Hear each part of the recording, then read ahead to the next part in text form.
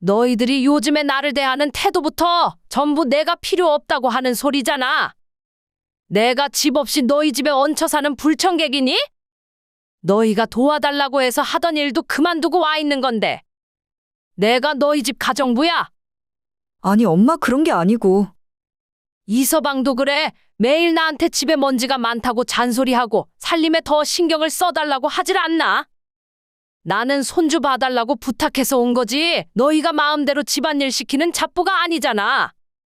장모님 듣다 보니 말씀이 좀 이상하네요? 저희가 장모님을 공짜로 일시키고 부려먹은 게 아니잖아요. 뭐? 공짜가 아니라고. 이서방 마침 말 잘했네? 그럼 자네는 나한테 한 달에 50만 원 주고 맘대로 부려먹을 수 있는 입주 도우미쯤으로 생각했다는 건가? 이런 일은 300만 원 줘도 안 해. 그래도 저희가 아예 돈을 안 드린 것도 아니고 말씀이 좀 심하신데요? 장모님 생각해서 줄 수 있는 만큼 최대로 드린 거예요. 근데 아쉬운 부분이 있으면 말씀드릴 수도 있는 거잖아요. 50만 원 받아봐야 최저시급도 안 되는 거 몰라? 애초에 돈 벌 생각이었으면 내가 나가서 다른 일을 했지. 그럼 자네도 50만 원 주고 다른 사람 사서 써. 직접 돈을 주고 사람을 써봐야 내가 한 일이 얼마나 고마운지 알지? 어쨌건 난 이제 집에 갈 테니까 너희끼리 알아서 해봐라. 오늘 이야기 속의 주인공은 68세 김 씨와 그녀의 딸, 그리고 사위의 이야기입니다. 김 씨는 하나밖에 없는 딸을 시집 보낸 후에 혼자서 잘 지내고 있었어요. 딸이 혼자 잘 지내던 김 씨에게 도움을 요청하기 전까지는 말이죠. 애 낳고 키울 때는 딸이 육아휴직을 했으니 큰 문제가 아니었는데 다시 맞벌이를 시작하게 되면서 너무 힘들다고 매일 전화해 울상이었어요. 그런 딸이 안쓰러워 김 씨는 하던 일도 그만두고 딸을 도와주기로 마음먹었습니다. 하지만 그런 선택은 김 씨 본인을 위해서도 그리고 딸을 위해서도 잘못된 결정이었다는 것을 뒤늦게 깨달았어요. 시작은 지금으로부터 약 3년 전의 일이었습니다. 엄마 나 진짜 미치겠다. 왜 또 그래? 이번엔 무슨 일인데?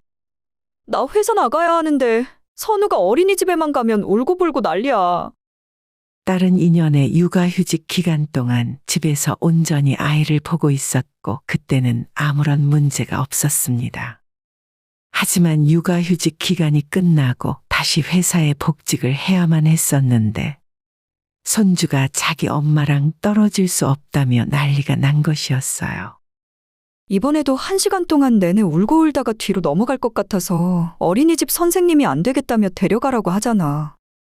나 이러다가 회사 잘릴 것 같아. 딸은 금방이라도 울음을 터뜨릴 것처럼 하소연을 늘어놓았어요. 엄마 그래서 말인데 엄마가 나 좀 도와주면 안 될까? 김 씨는 딸의 부탁에 당황했습니다. 마음 같아서는 도와주고 싶지만 김 씨 역시도 직장에 다니고 있었기 때문에 그럴 만한 상황이 되진 않았어요.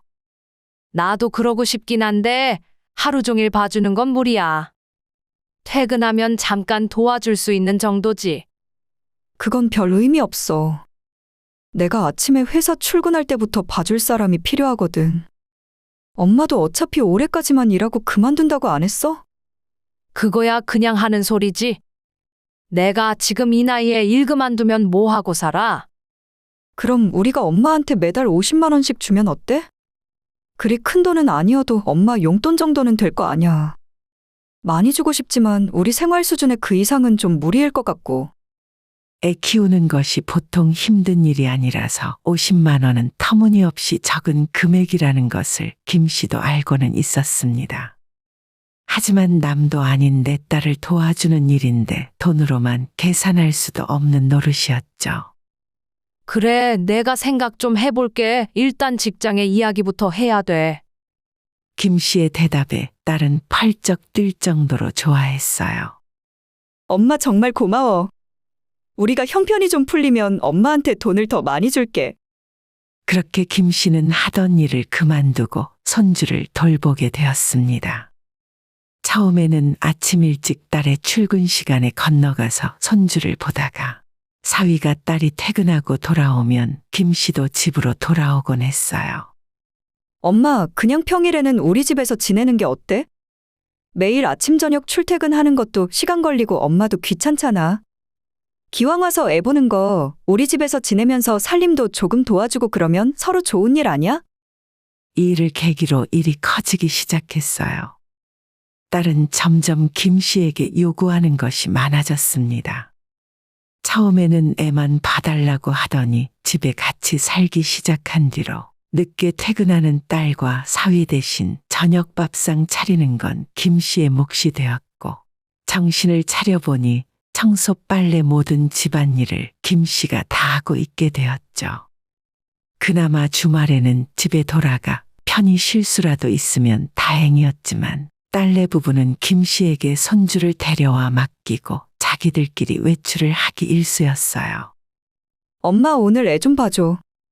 우리 부부 동반 모임 있어서 저녁 늦게나 올 수 있을 것 같아. 너무 늦어지면 그냥 엄마가 재워줘. 내일 데리러 올게. 주말 오전에 손주를 데려와 맡기고 일요일 오후나 되어서 찾아가는 날도 많았습니다. 이렇게 되니 사실상 퇴근은 없는 것과 다름없었죠. 돈 50만 원 받고 할 일은 절대 아니었고 자식을 위해 희생한다는 마음이었습니다. 이 일을 손주가 유치원에 들어갈 때까지 하고 있었습니다. 엄마, 나 먼저 출근해. 장모님, 저도 다녀오겠습니다. 그래, 늦겠다. 어서 가봐. 아침 일찍 출근하는 딸과 사위를 배웅하고 난 뒤에 아침 식사를 했던 그릇들을 치우고 설거지를 했어요. 그리고 나면 손주를 유치원 버스에 태워보내야 했죠.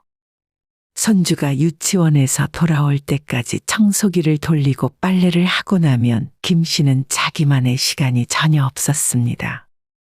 오후에 손주가 유치원에서 돌아오면 간식 먹이고 저녁밥 준비를 하다 보면 하루가 훌쩍 지나가 버리는 거죠. 선우야, 빨리 집에 가자.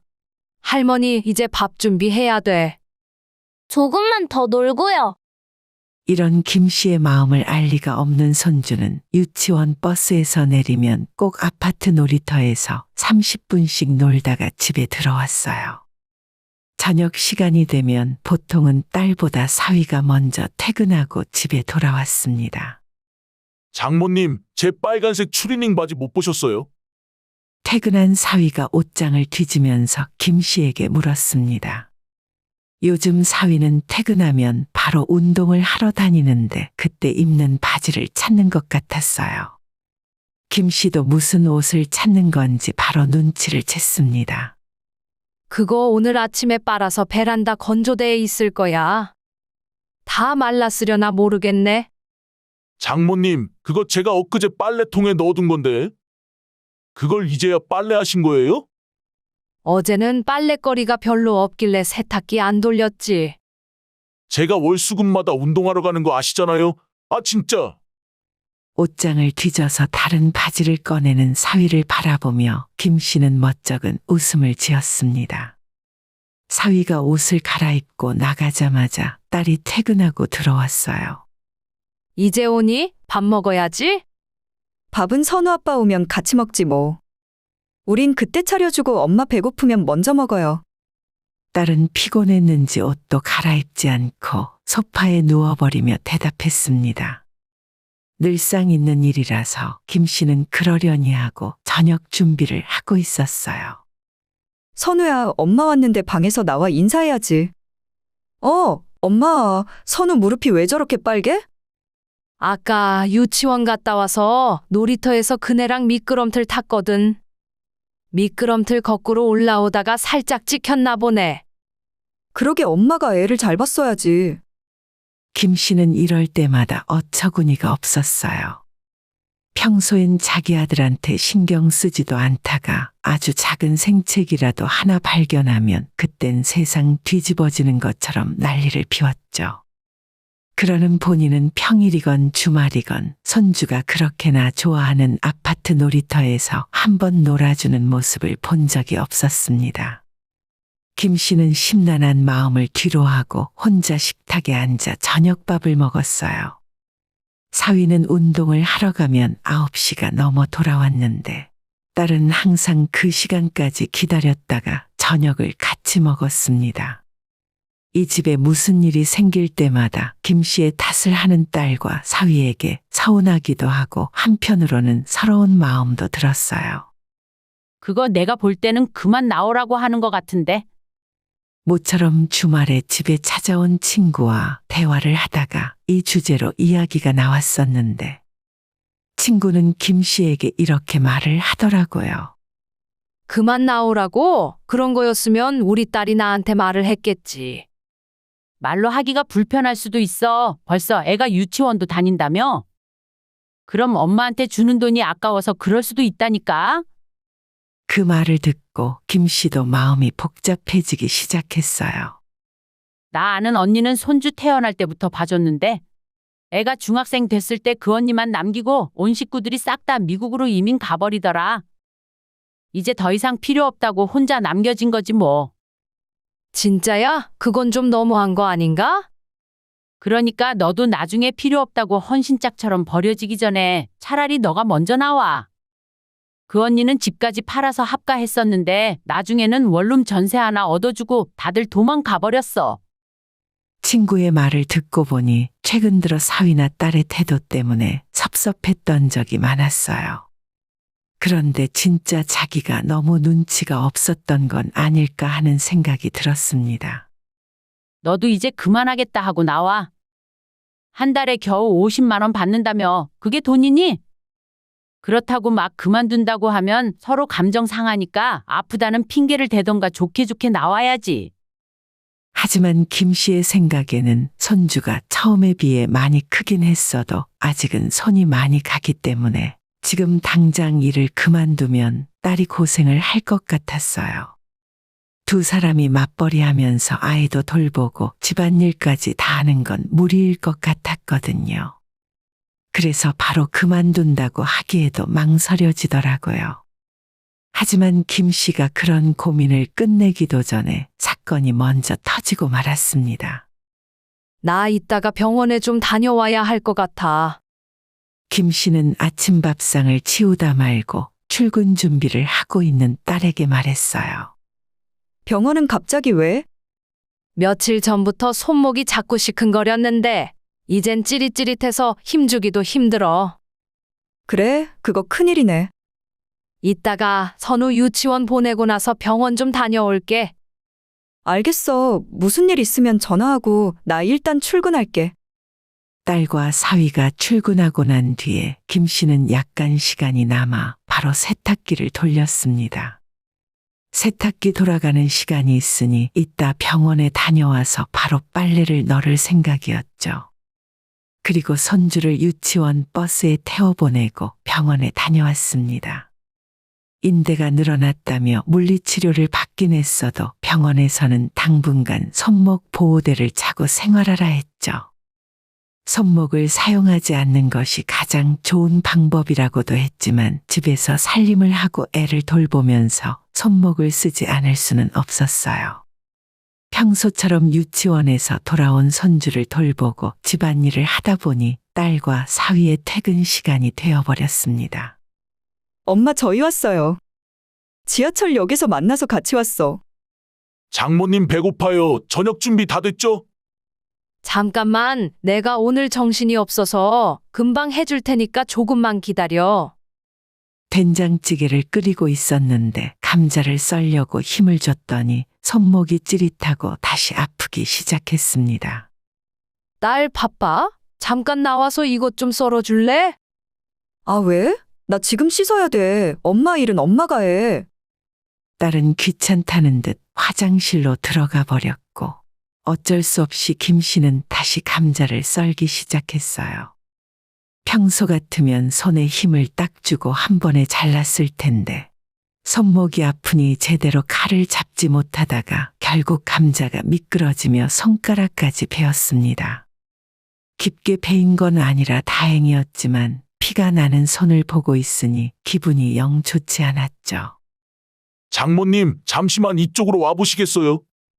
김 씨는 칼을 내려놓고 사위가 부르는 곳으로 갔는데 사위는 세탁기 안을 쳐다보고 있었죠. 장모님 이게 대체 뭐예요? 그러자 아침에 김 씨가 병원에 가기 전 돌려놓은 빨래가 있다는 걸 떠올렸습니다. 깜빡했네. 내가 병원 다녀와서 바로 널었어야 하는데. 이거 하루 종일 이렇게 젖은 상태로 있으면 빨래에서 냄새나요. 처음부터 다시 해야겠네. 병원에 갔다 왔다는 김 씨의 말에도 어디가 아픈 건지 사위는 묻지도 않았어요. 지난번에 운동복 사건 때도 그렇고 요즘 장모님 자주 깜빡하시는 것 같아요. 이게 다 제때제때 안 하고 미뤄놓으니까 생기는 일이죠. 알았네, 알았어. 지금 다시 빨아서 널어놓으면 되잖아. 김 씨는 사위의 잔소리가 듣기 싫어서 황급히 말을 막고 대답했지만 사위의 잔소리는 여기서 끝이 아니었어요. 그리고 장모님 제가 말씀 안 드리려고 했는데 요즘은 너무 눈에 보이는 곳만 대충 청소하시는 것 같아요.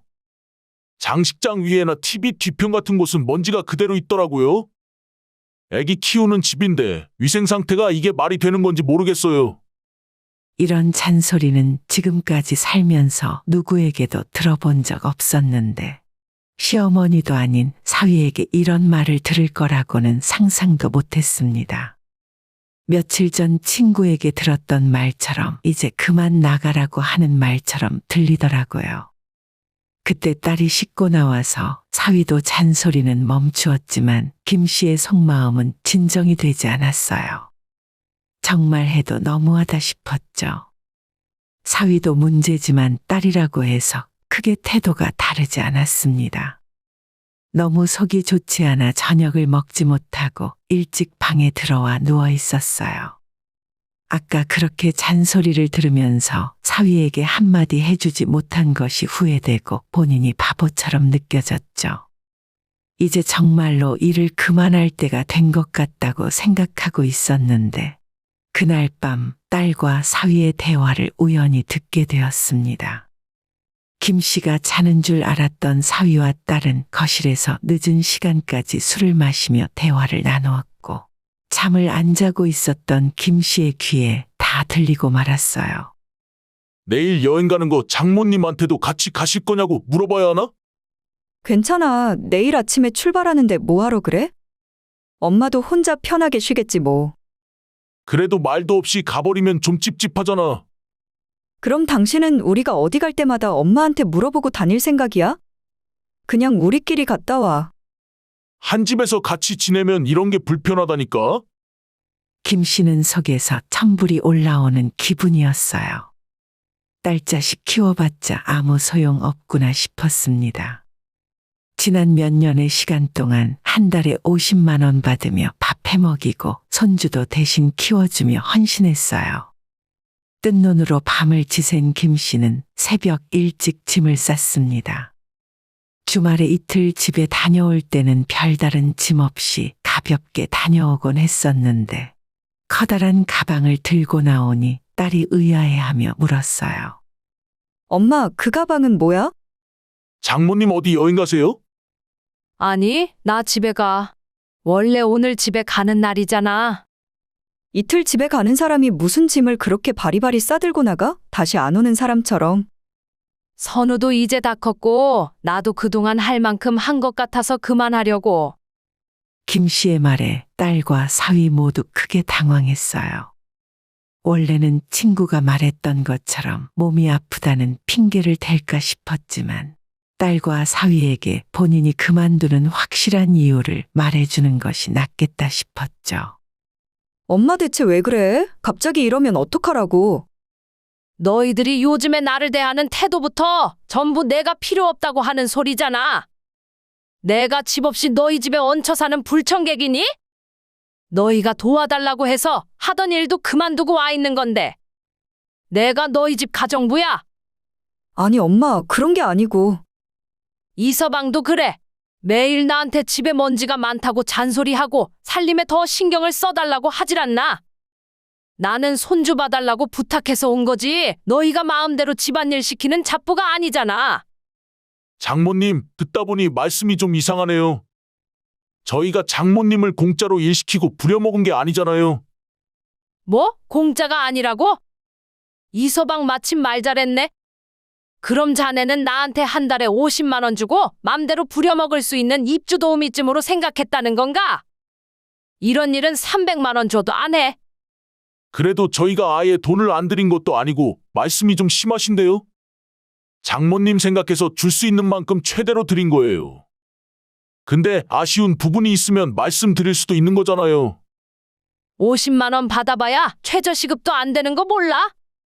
애초에 돈 벌 생각이었으면 내가 나가서 다른 일을 했지.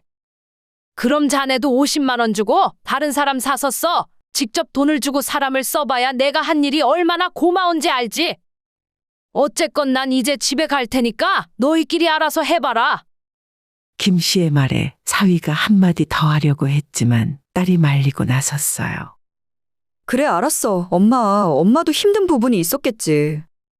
어차피 선우도 이제 학교 가니까 내가 어떻게든 해볼게. 그동안 정말로 김 씨가 알아서 그만두길 바랬는지 어쩐지는 모르겠지만 딸은 의외로 담담하게 받아들이는 눈치였습니다. 김 씨는 바로 뒤돌아서 나와버렸고 딸과 사위는 붙잡지 않았어요. 당당하게 나섰지만 집에 돌아와서도 김 씨의 마음은 무거웠습니다. 그동안 서운했던 것들만 계속 생각났고 손주 얼굴이 눈에 밟혀서 다시 돌아가고 싶어도 또 그런 생활을 하고 싶진 않았어요. 괘씸했던 딸은 김 씨가 잘 지내는지 연락 한 번 없다가 한 달이 지나 김 씨에게 연락이 오더라고요. 엄마, 내가 미안하게 됐어. 난 괜찮아. 어차피 다 지난 일이니까. 그동안 마음고생이 많았지만 그 일로 또 이러쿵저러쿵 따지고 싶지도 않았어요. 떠올리는 것만으로도 기분이 다시 가라앉았으니까요. 딸이 미안하다는 말을 하려고 연락한 줄 알았는데 또 황당한 소리를 꺼냈습니다. 이런 말하기 나도 쉽지 않은데 엄마가 조금만 더 도와줄 수 없을까? 지금 너무 힘들어. 딸은 자기 퇴근 시간까지 손주를 학원에 보내면 될 줄 알았겠지만 아이가 부모 마음처럼 그렇게 쉽게 움직여주지 않았겠죠.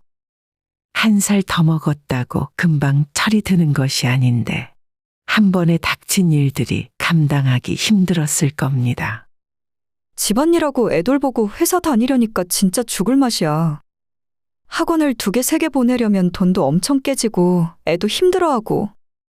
그건 솔직히 안타까운 일이었어요. 하지만 이미 갈라진 사이에 김 씨는 다시 그 집으로 들어가고 싶지 않았죠. 선우 초등학교 졸업할 때까지만 엄마가 봐주면 안 될까? 선우 아빠도 그때 엄마한테 잔소리했던 거 반성하고 있어. 뭐? 앞으로 6년을 더 해달라고? 너 키우느라 20년 넘도록 고생했는데 네 자식 키우느라 10년을 더 희생하라는 거야?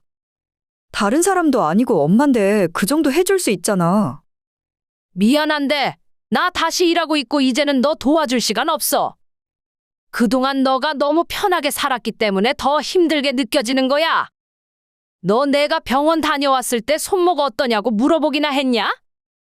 애가 어린이집에서 유치원에서 어떻게 지냈는지 신경이나 쓴 적 있고? 주말에도 나한테 다 맡겨놓고 너희들끼리 신나게 놀러 다닐 궁리만 했잖아. 조금 힘들다고 나한테 투정 부리지 말고 너희 집안일은 너가 감당해. 나는 너 그렇게 안 키웠다. 김 씨는 딸이 괘씸하기도 했지만 한편으론 안타까운 마음도 들었어요. 애초에 다 큰 딸을 이렇게까지 뒷바라지 해준 자신의 잘못도 있겠죠. 아직 이서방 얼굴 보고 싶지도 않고 너도 마찬가지야. 나도 나대로 살면서 마음 추스릴 시간이 필요하다. 그냥 예전처럼 서로 안부나 물으며 가끔 얼굴 보고 지내자. 김 씨는 그렇게 말을 하고 전화를 끊었습니다. 몇 달 동안 조금은 괜찮아졌다고 생각했는데 아직도 상처는 남아 있었죠. 시간이 지나더라도 다시는 예전처럼 딸과 사위와 편한 관계로 돌아갈 수는 없겠지만 그때와 똑같이 어리석은 선택을 하는 일은 없을 것 같네요. 오늘의 영상은 여기까지입니다. 이 글을 보신 모든 분들의 노년에 웃음과 행복만 가득하기를 기원합니다.